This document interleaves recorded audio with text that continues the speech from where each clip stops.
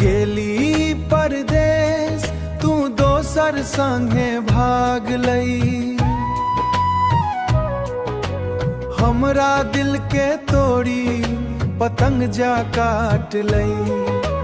नेहक डोरिया टूट गेल आधा बाट में, छोड़ देला हमरा दर्दक रात में। हम गेली परदेस कमाई के लेल, तोरा छोड़ी अपन सपना संग ले लो। सोचलिए लौट के सुख देब तोरा, मुदा तू छोड़ देला अपन हमरा।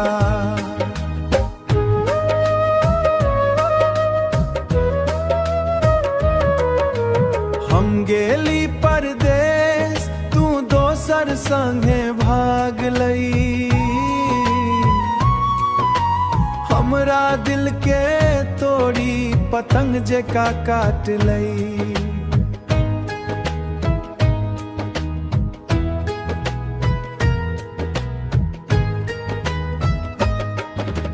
तोहर याद आबो दिल में बसल अछि, नोरक धार आँखि से बहल अछि।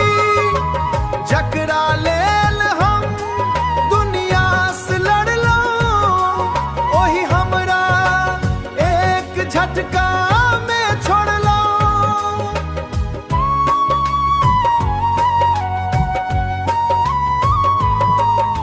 सपना सब टूटल, आस सब हारल, प्रेमक दीप दिल में धीरे धीरे जरल।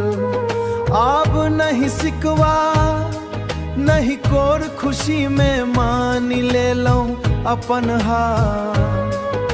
मुदाई दर्द जीवन भरी संग रहत, टूटल प्रेमक कथा दिल में कहत।